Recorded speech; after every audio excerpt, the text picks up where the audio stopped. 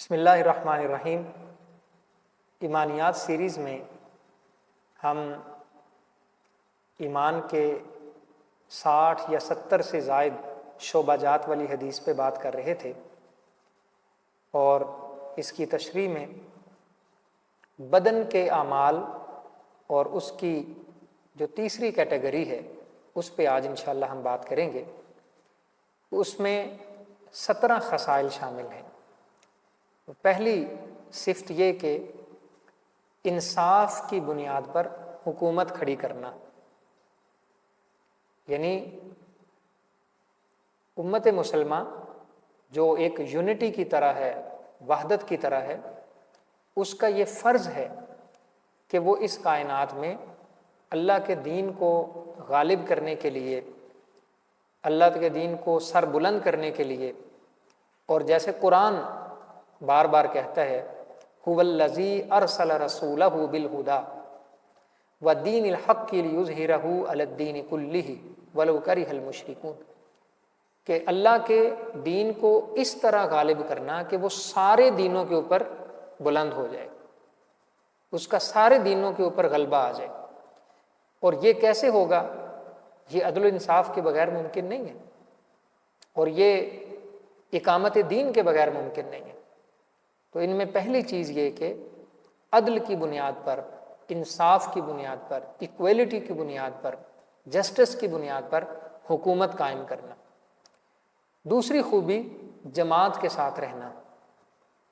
جیسے ایک حدیث کا مفہوم ہے کہ اللہ کا جماعت کے اوپر دست قدرت ہوتا ہے، یعنی اللہ کی رحمت جماعت کے اوپر ہے۔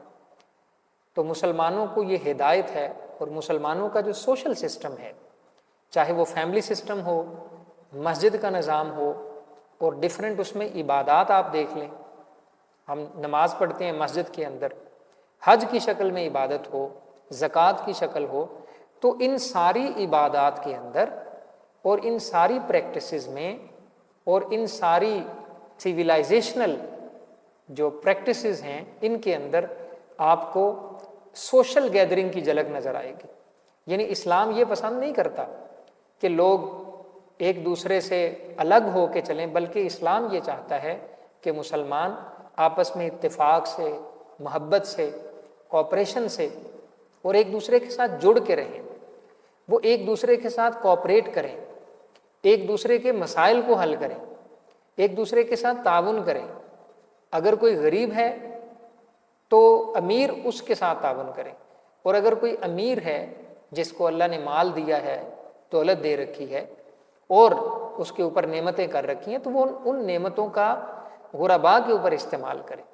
اور یہ تبھی ممکن ہو سکتا ہے کہ جب مسلمان ایک جماعت اور وحدت کی شکل میں اپنی کمیونٹی کو بلڈ اپ کریں۔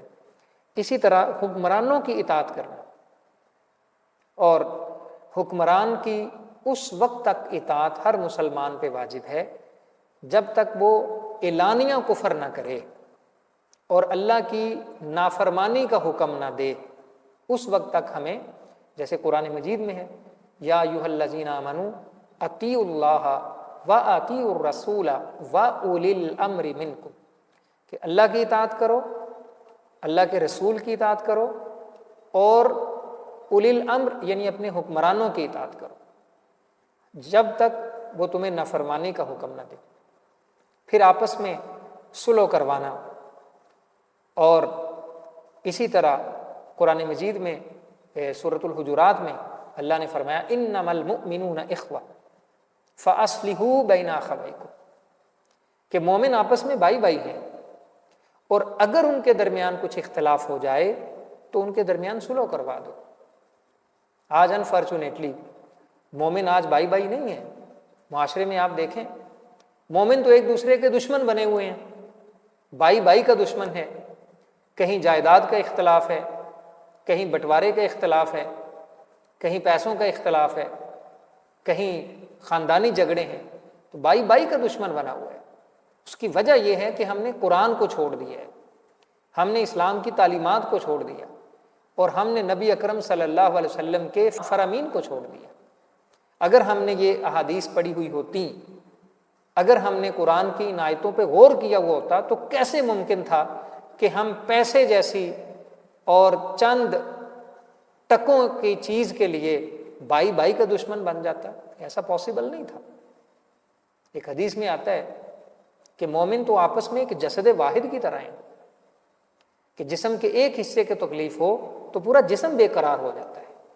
لیکن آج ہمارے پڑوس میں، ہمارے قرب و جوار میں رہنے والے لوگ وہ تکلیف میں ہوتے ہیں اور ہم منہ ادھر کر کے گزر جاتے ہیں۔ ہم اس بات کا احساس ہی نہیں کرتے کہ ہمارے اوپر دوسروں کے حقوق بھی اللہ نے رکھے ہوئے ہیں، اور پڑوسیوں کے حقوق کی تاکید تو اتنی زیادہ آئی کہ آپ صلی اللہ علیہ وسلم نے فرمایا مجھے گمان ہونے لگا کہ شاید انہیں وراثت میں حصہ دار بنا دیا جائے گا۔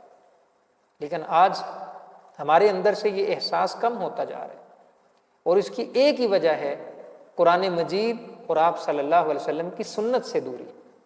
صحابہ کرام، آپ ان کی زندگیوں کا مطالعہ کریں، وہ ایک دوسرے کے لیے جان دیتے تھے، ایک دوسرے پر اپنا مال قربان کر دیتے تھے۔ آپ صرف ایک اگزامپل دیکھ لیں مواخات مدینہ کی۔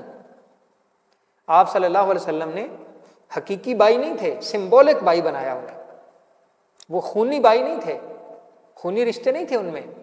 تو آپ نے فرمایا ایک مہاجر ایک انصار کو بھائی بھائی بنا دیا۔ اس کا کیا نتیجہ نکلا؟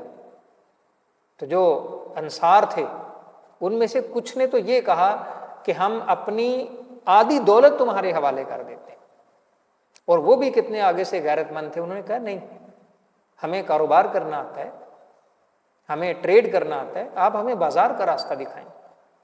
تو یہ قربانی، یہ جذبہ اور یہ ایثار جب مسلمانوں میں باقی تھا، دنیا میں ان کا رعب تھا، ان کا دبدبہ تھا، ان کی عزت کی جاتی تھی، اور وہ تعداد میں کم ہونے کے باوجود دشمن کے سامنے پہاڑ کی طرح، سیسا پلائی ہوئی دیوار کی طرح کھڑے ہو جاتے تھے۔ آج ہماری کثرت ہے، 56 کے قریب اسلامی ممالک ہیں اور 2 ارب کے قریب مسلمان ہیں دنیا میں، جن کے پاس ہر طرح کی فیسلٹی ہے، اپنی سٹیٹس ہیں، ان کے پاس اپنا سسٹم ہے، اپنا نظام ہے، ڈیفنس ہے، ہر طرح کی چیزیں ہیں۔ لیکن کیا ہے کہ وہ جذبہ ایمانی سرد پڑ چکا ہے، وہ غیرت دینی ختم ہو چکی ہے۔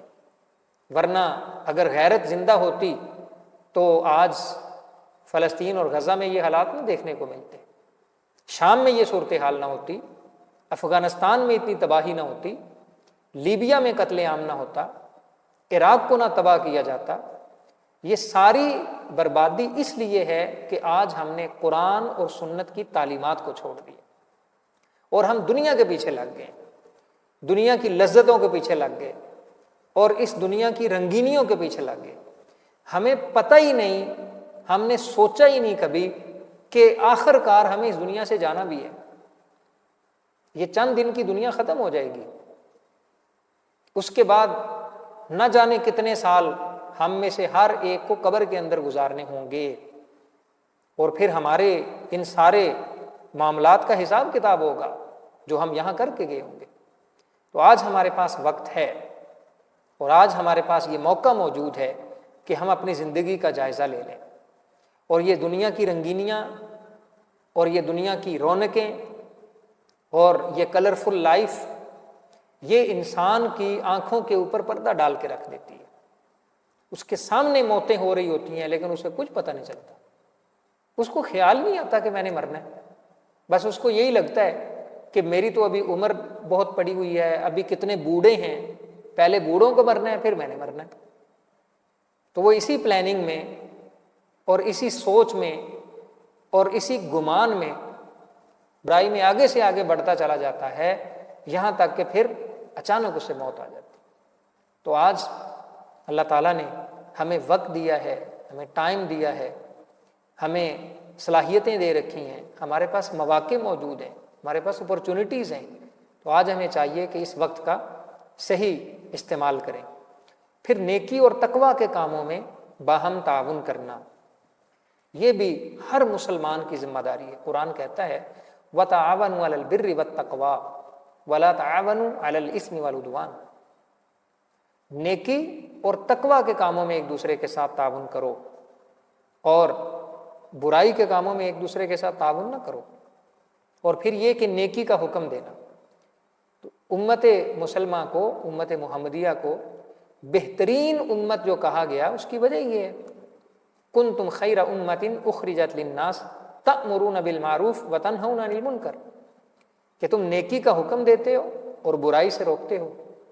آج ہم تو برائی سے نہیں روکتے، ہمارے گھر میں برائیاں ہو رہی ہوتی ہیں، ہم اس برائی کا حصہ بنتے ہیں۔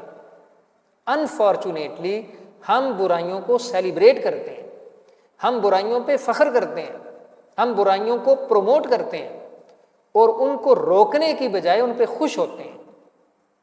یہ اس قدر ہمارے معاشرے میں بے حسی آ گئی کہ اب برائی کو برائی سمجھا ہی نہیں جاتا، اس کو اتنا نارملائز کر دیا گیا، اس کو اتنا عام کر دیا گیا، اس کو اتنا ہلکا کر دیا گیا، اس کو اتنا سستا کر دیا گیا کہ انسان کو اب برائی برائی نہیں لگتی۔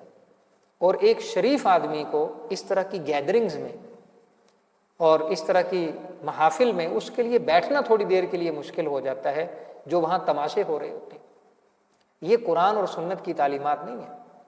تو ہمیں اپنے رویوں کو درست کرنے کے لیے، اپنی آخرت کو سنوارنے کے لیے، اللہ کی ناراضگی اور غضب سے بچنے کے لیے، آپ صلی اللہ علیہ وسلم کی اطاعت کے لیے اور آپ صلی اللہ علیہ وسلم کی شفاعت کے لیے ہمارے لیے کوئی اور راستہ نہیں ہے کہ ہم واپس قرآن اور آپ کی سیرت کی طرف پلٹ آئیں۔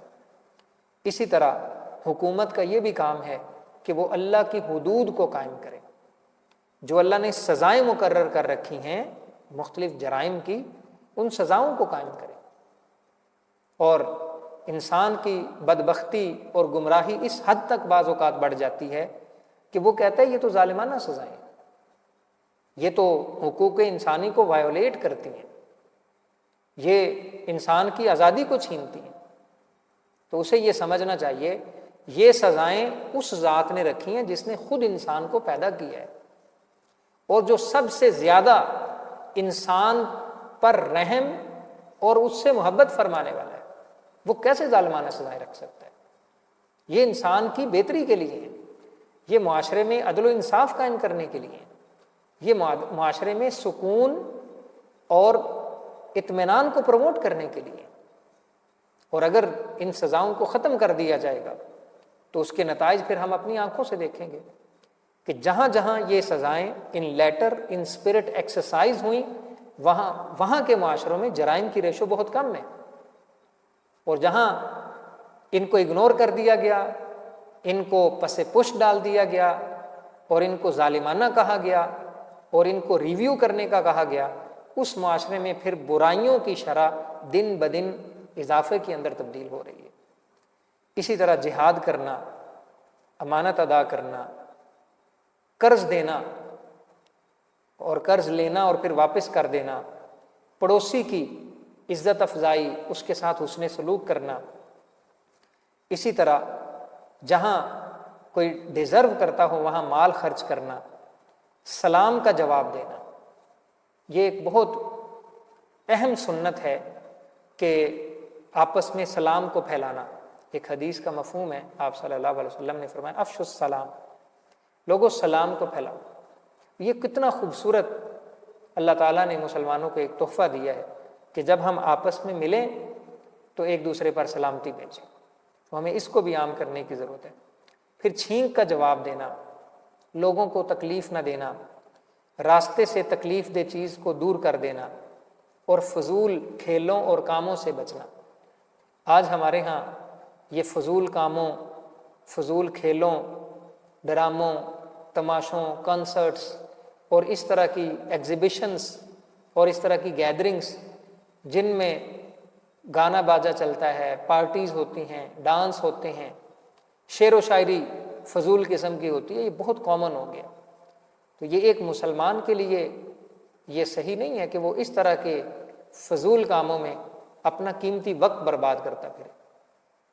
وَمِنَ النَّاسِ مَن يَشْتَرِي لَهْوَ الْحَدِيثِ لِيُضِلَّ عَن سَبِيلِ اللَّهِ بِغَيْرِ عِلْمٍ۔ اللہ فرماتا ہے یہ جو لوگ بغیر علم کے اس طرح کی چیزیں پھیلاتے ہیں، یہ ان کے لیے بڑا سخت عذاب ہے کہ خود اپنا بھی ٹائم ضائع کیا، خود فضولیات میں پڑے، پیسہ برباد کیا، وقت برباد کیا، اور لوگوں کا پیسہ برباد کیا، اور لوگوں کی صلاحیتیں غلط کاموں میں استعمال ہوئیں، اور کوئی ترقی نہیں ہوئی، اور قوم کے اندر شعور کی بجائے بے شعوری، سہل پسندی، لذت پسندی، عیش و عشرت اور غیر سنجیدہ رویے ان کو پروان چڑھایا۔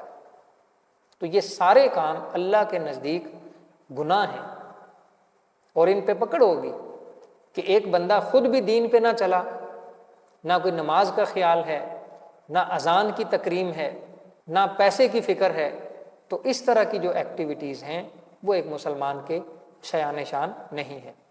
تو آج اللہ کے فضل سے ہم نے جو یہ حدیث کی تشریح شروع کی تھی کہ ایمان کے 60 یا پھر 70 شعبہ جات ہیں، الحمدللہ وہ مکمل ہوئے۔